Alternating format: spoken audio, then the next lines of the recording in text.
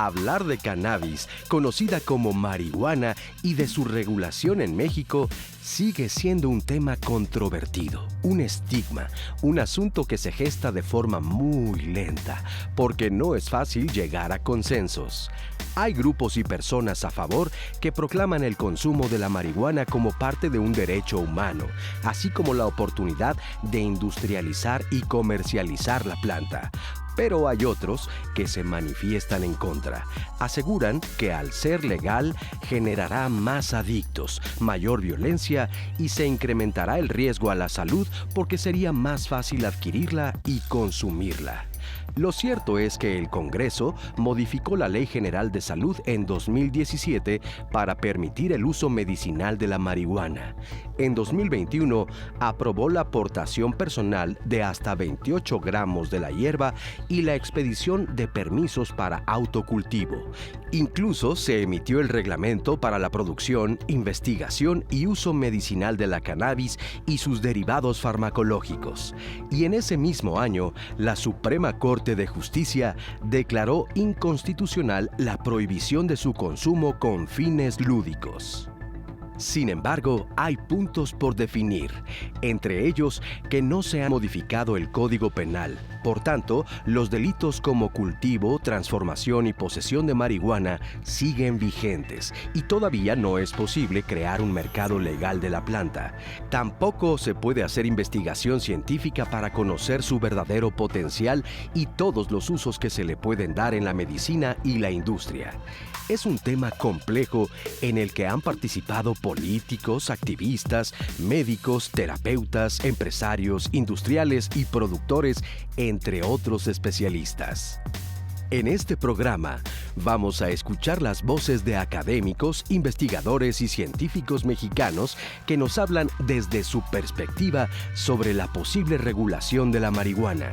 También conoceremos un poco sobre la extraordinaria historia de esta planta y el vínculo tan antiguo que tiene con la humanidad.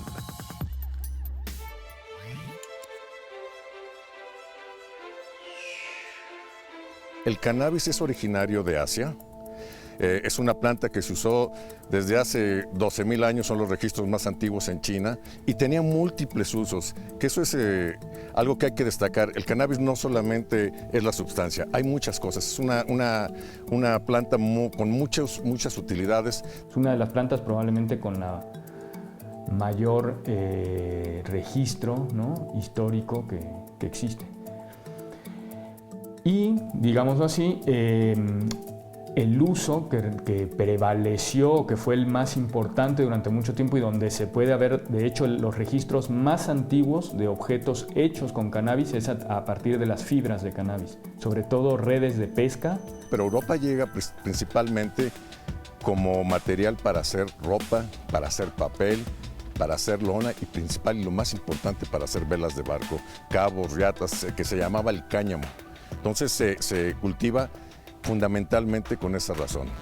Es justamente también en la dinastía Ming, el imperio chino, que tenemos la primera mención de la cannabis como una medicina contra el dolor. Y justamente también en el lado ritual tenemos precisamente a Heródoto, ¿no?, el padre de la historia, que en su obra la menciona precisamente en los escitas, es decir, en el Medio Oriente, que se utilizaba para un tipo de baño espiritual. En cuestiones médicas, cannabis aparece referida en el papiro de Bers, en Egipto, por ejemplo. La menciona Plinio el Viejo, la menciona Dioscórides. También aparece en los documentos no solamente asiáticos, ¿no?, ya de estos del Mediterráneo, sino también en documentos de la cultura árabe. Con el descubrimiento de América, el cannabis en forma de cáñamo, la fibra textil, se hace presente en este continente. Las cuerdas, las velas, las lonas y las sogas de las carabelas en las que llegaron los españoles estaban hechas de cáñamo.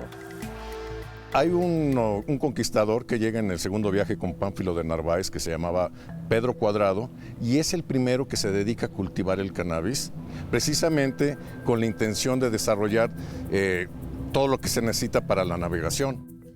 Incluso a la corona española le interesa promover los cultivos de cáñamo, así que, de acuerdo con los historiadores, durante los siglos XVI al XVIII no se encuentra ningún registro de prohibición para esta planta. De hecho, hasta la corona lo promovía. Son famosísimas las misiones jesuitas en el norte de México y obviamente también en el sur de Estados Unidos, que de alguna forma intentan promover este tipo de cultivo. La cannabis se vuelve una planta de consumo casi normalizado en el territorio. Precisamente por eso es una de las razones que se cree que la marihuana es proveniente o es originaria de México, porque fue tan extendido su cultivo y apareció en tantos rituales, mezclándose con tantas otro tipo de expresiones culturales que parece ser que fuese casi nuestra.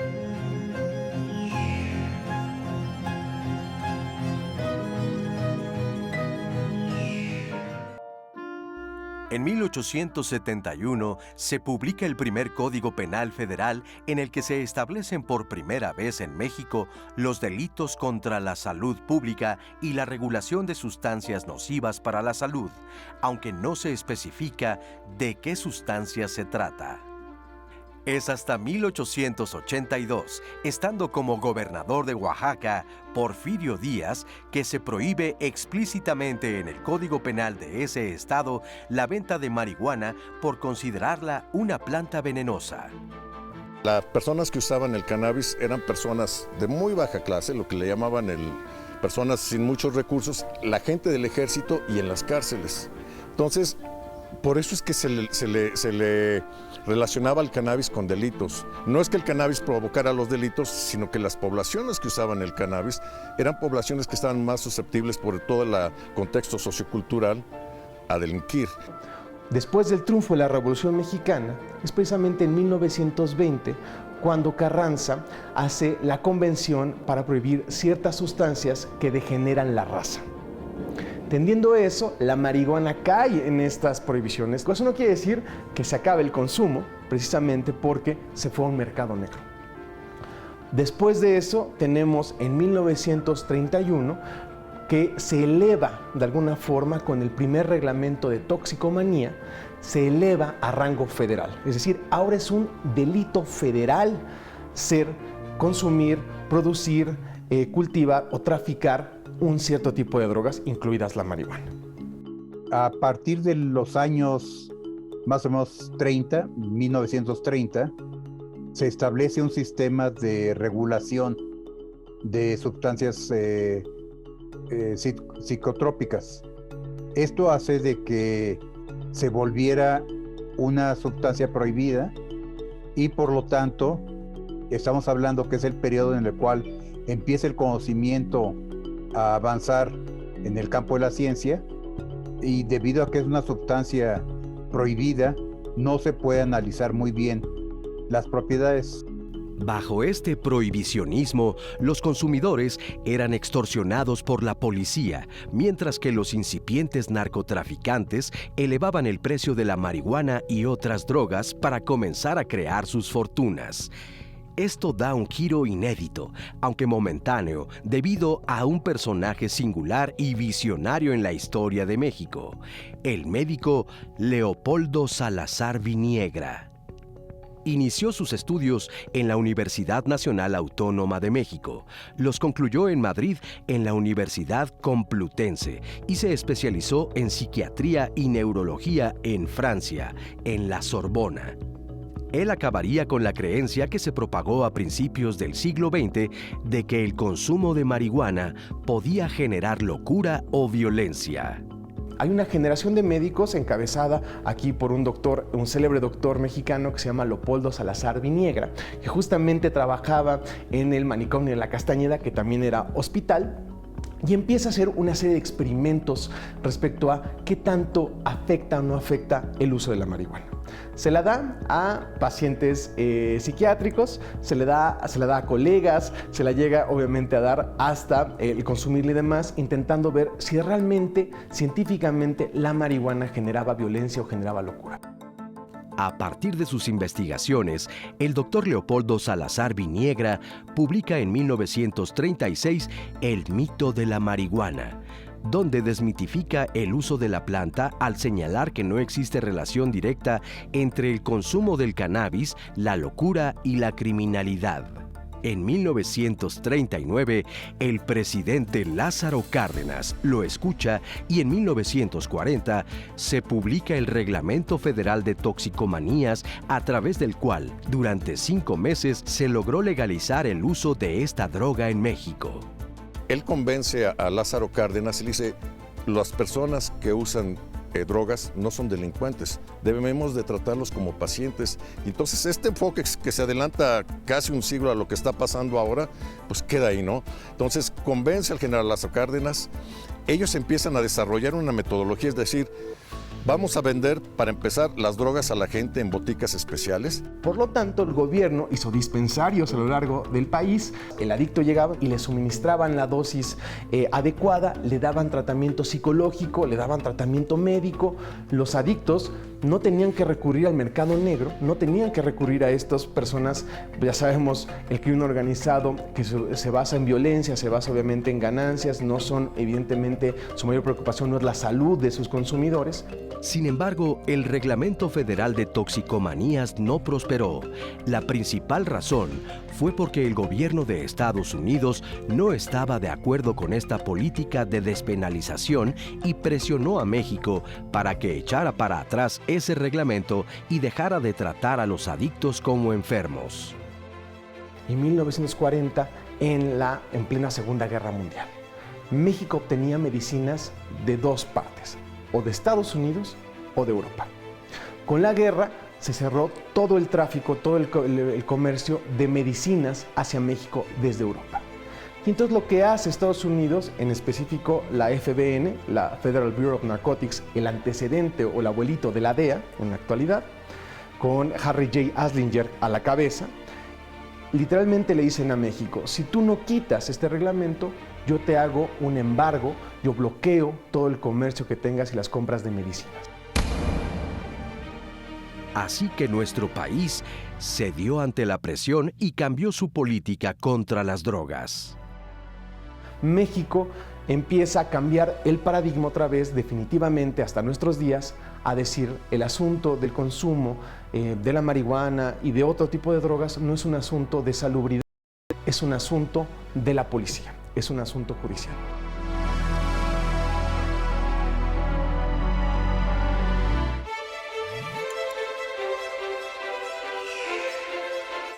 Para comprender un poco más la relación que ha tenido la humanidad con el cannabis, hay que entender su distribución, clasificación y características.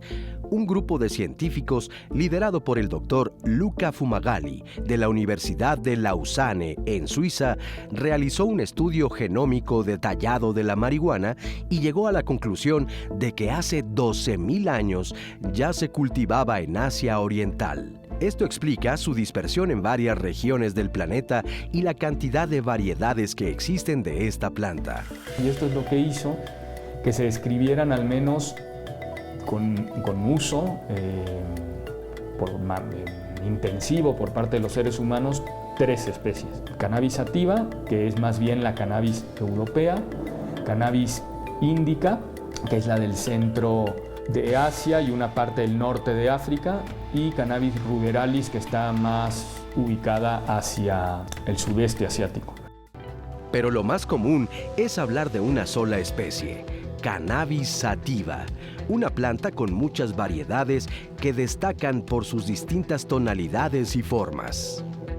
México sí, realmente es uno de los lugares donde la planta mejor se adaptó y pues sí existen, ¿no? Varios cultivos en nuestro país. No son en este momento legales por la cuestión todavía legislativa por la que está atravesando, ¿no? Esta planta, ¿no? En el país, pero sí, o sea, es bien conocido que México es un importante productor, ¿no? También de esta planta, porque se adaptó muy bien, ¿no? a las condiciones climáticas de nuestro territorio. Cada variedad de marihuana presenta formas y características distintas que determinan su cultivo y su uso. Hay trabajos, por ejemplo, hay un trabajo relativamente reciente, si no me equivoco es del año 2020, donde analizan en distintas bases de datos cuáles son los usos, ¿no?, reportados para marihuana, y encuentran un número importante, o sea, prácticamente casi 100 usos distintos que alrededor del mundo distintos grupos humanos le dan a esta planta, ¿no?, con enfoque terapéutico exclusivamente. Los países que han realizado el mayor número de investigaciones científicas sobre cannabis son Estados Unidos, Canadá e Israel. Sin embargo, es necesario seguir investigando para tener certeza sobre las posibilidades reales de la planta. Parece que debe ser integral el abordaje, o sea, desde dónde se cultiva, cómo se extrae, cómo se caracteriza molecularmente y cómo se hace el diseño para hacer los diferentes ensayos, para los diferentes padecimientos en los que se pretenda probar.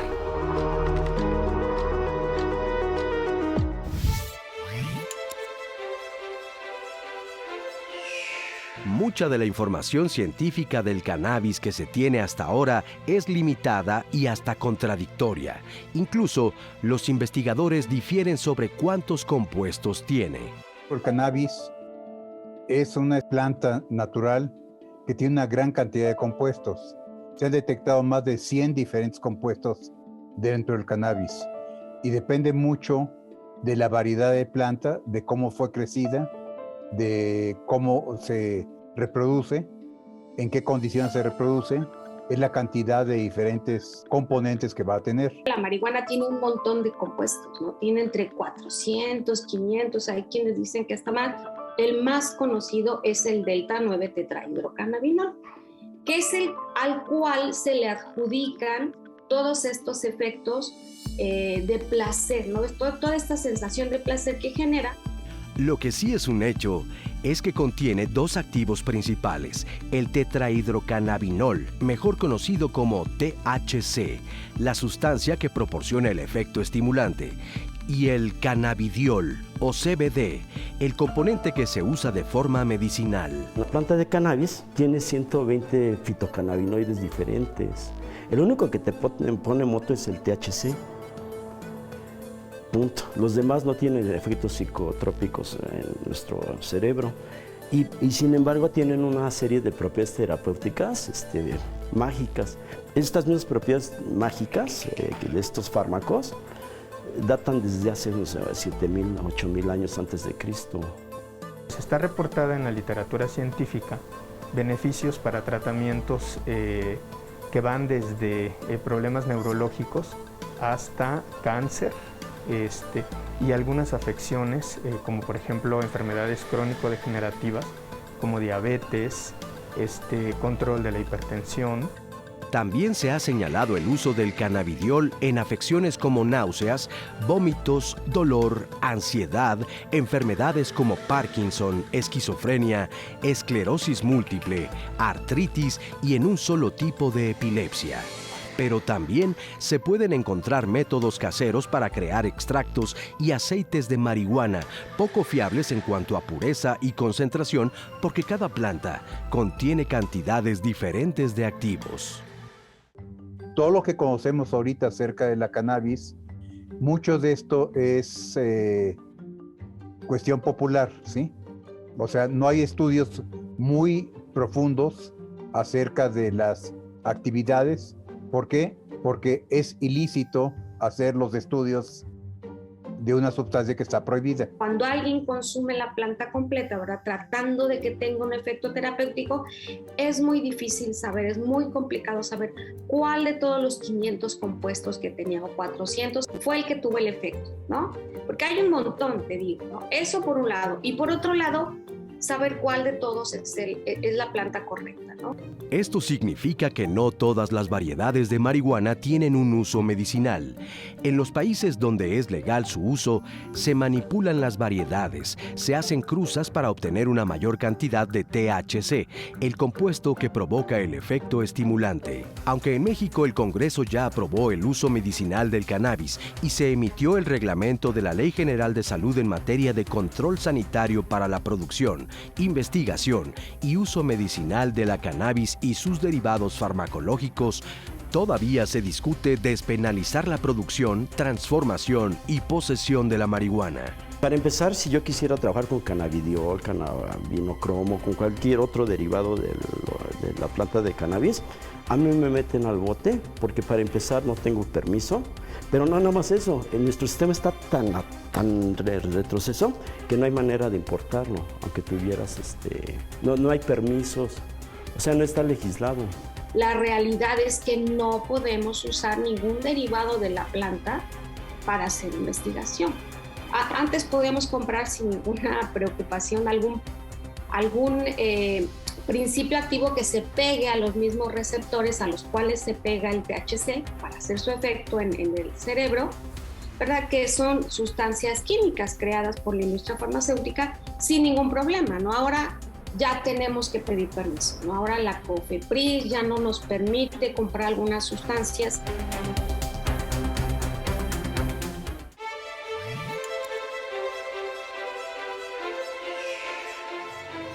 Uno de los propósitos de regular el uso del cannabis es proteger la salud de los mexicanos, especialmente de los niños y jóvenes, considerando que el uso lúdico del psicotrópico sea exclusivamente para adultos. Aunque está clasificado dentro de las drogas blandas, al igual que el alcohol y el tabaco, hay algunas investigaciones que hablan de efectos adversos en menores, especialmente a nivel cerebral. Que todo el mundo dice, no, la marihuana no hace nada, ¿no? Bueno, comparado con hard drugs, pues es solo la hermana de la carrera de la marihuana, pero no deja de tener efectos. Y aquí sí quisiera hacer un mensaje, si me está viendo la gente, muy importante, que no hay un neurotóxico más brutal para un adolescente que la marihuana. La corteza cerebral de un niño que consume marihuana antes de los 15 años es más delgada y tienen menos IQ. Tienen como 10 puntos menos de IQ en promedio. Tienen una serie de cambios conductuales importantes y lo que pasa es que la corteza no maduró. Esto se debe a que el cerebro de un ser humano termina de desarrollarse hasta los 25 años. Cuando un niño o adolescente fuma marihuana, afecta algunas zonas del cerebro responsables de la memoria, la atención, el aprendizaje, la capacidad de reacción y la toma de decisiones. ¿Qué necesitamos? ¿Qué necesita el país? Que nuestro gobierno también nos proporcione, ¿sí?, el sistema de salud indicado para que el que ya lo consume lo podamos recuperar si es que se vuelve adicto, y todavía algo mejor, un sistema de psicoeducación del uso, y ahí sí me voy a volar la barda, no solamente de cannabis, sino de todas las drogas de abuso, ¿no? Necesitamos psicoeducar a los papás, necesitamos psicoeducar a los alumnos, necesitamos psicoeducar a los profesores.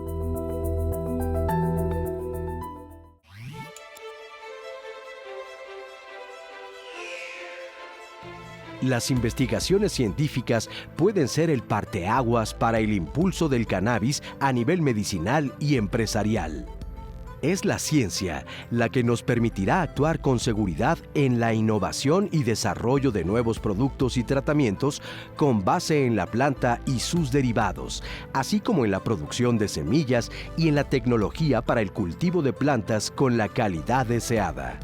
Finalmente, la pregunta es: ¿se debe regularizar el cannabis?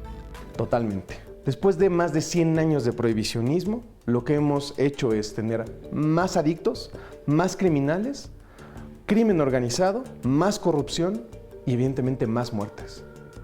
Cuando se ha implementado en ciertos episodios históricos, como en el caso mexicano o en Suiza, en Portugal, en Holanda, los resultados son: disminuyen los adictos, disminuyen las muertes tanto por sobredosis como por la violencia que genera el crimen organizado, y bien también empieza a generar una retribución a la sociedad a través de los impuestos que generan ese tipo de sustancias. El Senado ha visto de que hay una serie de problemas que se tienen que resolver y están actuando en forma, a mi modo de ver, bastante responsable para poder sacar una ley que a corto plazo o a largo plazo no vaya a ser perjudicial que benéfica para la población? Creo que la ley no debe de tener puestos los ojos sobre si los vamos a malutilizar nosotros.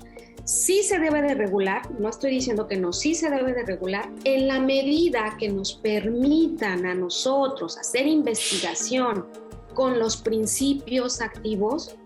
En esa medida vamos a poder beneficiar al paciente. ¿Sí? Y sí, yo digo que urge. De legalizarse esto, pues el grupo de trabajo en el que yo estoy, pues tenemos mucho interés en poder realizar investigación científica sobre este tema. Es muy importante y también pues es una alternativa, yo creo que puede llegar a ser la solución a muchas enfermedades crónico-degenerativas que afectan nuestro país. Se debe legalizar por una simple razón, porque si tú legalizas la marihuana, prohíbes que menores de 21 años consuman marihuana, y que si tú ves a un niño menor de esa edad fumando marihuana, tienes toda la autoridad moral, ética para decirle no. Tal vez pueda aparecer una serie, ¿no?, de variedades de cannabis con potenciales terapéuticos mucho mayores, o se pueda experimentar a través de cruzar ciertas variedades o cambiar condiciones medioambientales, ¿no?, para su cultivo y para que la planta prospere. Entonces sí, creo que hay en muchísimas aristas, no solo en el farmacológico, sino también desde este punto de vista biológico. Nosotros hemos convivido como especie unos 12,000 años con la marihuana, y los problemas que hemos tenido es hace un siglo y medio a partir de las prohibiciones. Entonces las prohibiciones no son la respuesta a las drogas, la respuesta es la información, la educación. Hay que abundar en eso y hay que invertir en eso. Es decir, los recursos que pueden salir de una legislación proveniente de regularizar la marihuana, tenemos que invertirlos en que la gente no la consuma, o la consuma en una medida sana, sustentable, que ese sería lo ideal, ¿no?